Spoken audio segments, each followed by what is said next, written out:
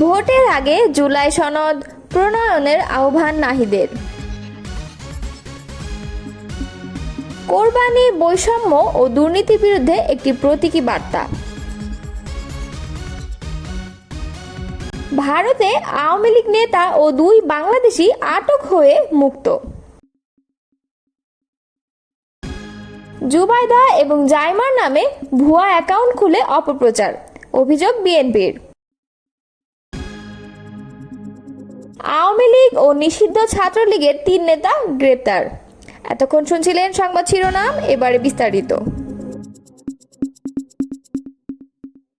জাতীয় নাগরিক পার্টির আহ্বায়ক নাহিদ ইসলাম বলেছেন, জাতীয় নাগরিক পার্টি দৃঢ়ভাবে বিশ্বাস করে একটি টেকসই গণতান্ত্রিক পথ কেবলমাত্র জন আকাঙ্ক্ষা ও কাঠামোগত সংস্কারের উপর ভিত্তি করে প্রতিষ্ঠিত হতে পারে। পরিপ্রেক্ষিতে নির্বাচনের তারিখ ঘোষণার আগে জুলাই সনদের প্রণয়ন ও প্রকাশ অত্যন্ত গুরুত্বপূর্ণ বলে মনে করছেন।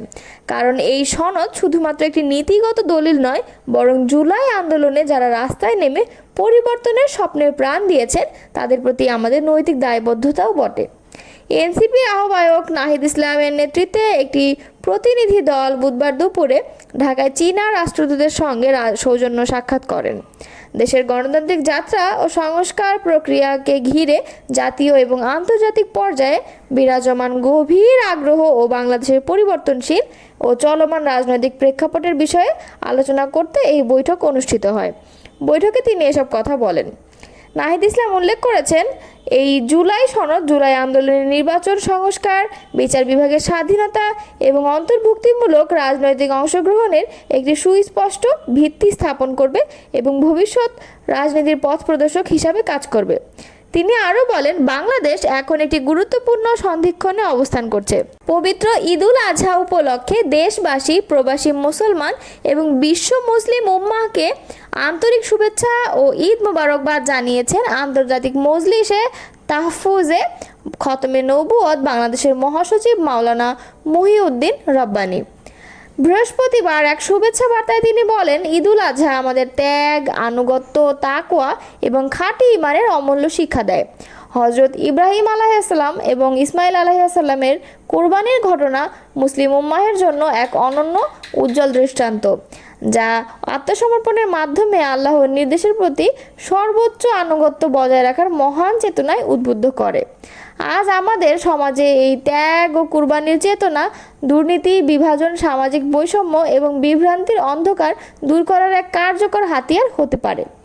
তিনি আরও বলেন, বর্তমান সময়ে ইসলামী সংস্কৃতি ও বিশ্বাসের উপরে একের পর এক আঘাত আমাদেরকে গভীরভাবে ব্যথিত করছে।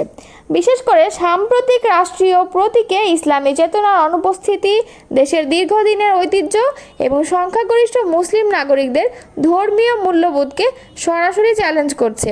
ধর্মীয় মূল্যবোধের ওপর এহেন আঘাত কেবল জনমনে ব্যথা তৈরি করে ক্ষান্ত হবে না, বরং তা জাতীয় ঐক্যের ভিতকে দুর্বল করে দেশকে বিপর্যয়ের মুখে ঠেলে দিতে পারে। খতমে নবুয়তের মহাসচিব বলেন, বাংলাদেশ রাষ্ট্রীয়ভাবে একটি মুসলিম সংখ্যাগরিষ্ঠ দেশ। এখানে রাষ্ট্রীয় কাঠামো ও প্রতীকে ইসলামী আদর্শ ও মূল্যবোধের প্রতিফলন থাকা সাংবিধানিক, ঐতিহাসিক এবং বাস্তবিকভাবে অত্যন্ত জরুরি। ভারতের পশ্চিমবঙ্গের উত্তর 24 পরগনার জগদ্দলে আটক 3 বাংলাদেশি নাগরিকের মধ্যে 2 জন আওয়ামী লীগের নেতা, অপরজন পুলিশের পলাতক কর্মকর্তা বলে জানা গেছে। বৈধ কাগজপত্র দেখাতে পারায় তাদের ছেড়ে দেয় স্থানীয় পুলিশ। মঙ্গলবার উত্তর 24 পরগনার ভাটপাড়া পৌরসভার 26 নং ওয়ার্ডের বাসুদেবপুর মোড় এলাকার একটি বাড়ি থেকে এই 3 জনকে আটক করে জগদ্দল থানা পুলিশ নিয়ে যাচ্ছিল। তারা গত 5 মাস ধরে তিতাস মণ্ডল নামের এক ব্যক্তির বাড়িতে অবস্থান করছিলেন। গোপন সূত্রে খবর পেয়ে অভিযান চালিয়ে পুলিশ তাদের থানায় নিয়ে যায় এবং জিজ্ঞাসাবাদ করে।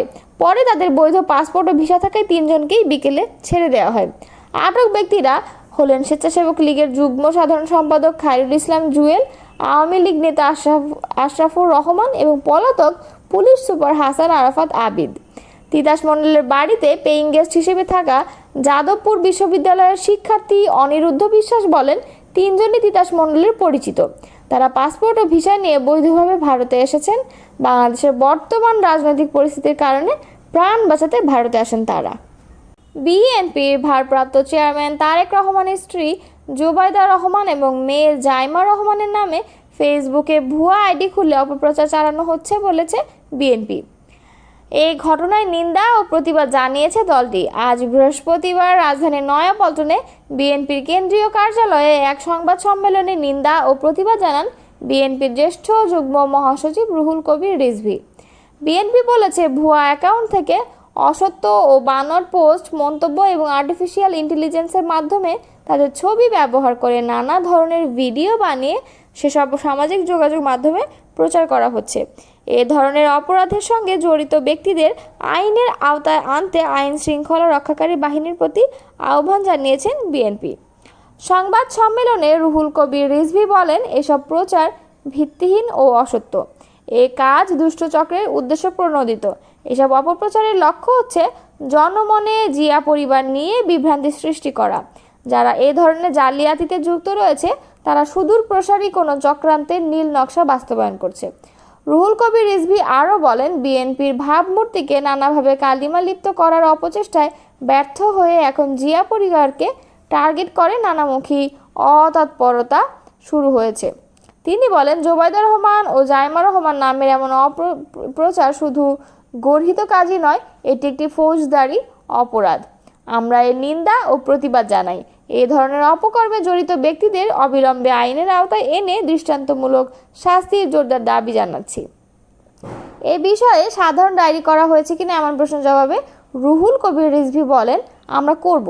অতীতে নিজের নামে চালু থাকা ভুয়া আইডির বিষয়ে থানায় সাধারণ ডায়েরি করেও প্রতিকার পাননি বলে জানান রুহুল কবির রিজভী। রাজধানী ঢাকায় ঝটিকা মিছিল বিরোধী বিশেষ অভিযান চালিয়ে আওয়ামী লীগ ও নিষিদ্ধ ঘোষিত সংগঠন ছাত্রলীগের 3 নেতাকর্মীকে গ্রেফতার করেছে ঢাকা মেট্রোপলিটন পুলিশের গোয়েন্দা বিভাগ। বৃহস্পতিবার ডিএমপির মিডিয়া অ্যান্ড পাবলিক রিলেশনস বিভাগের উপপুলিশ মোহাম্মদ তালিবুর রহমান এসব তথ্য জানান।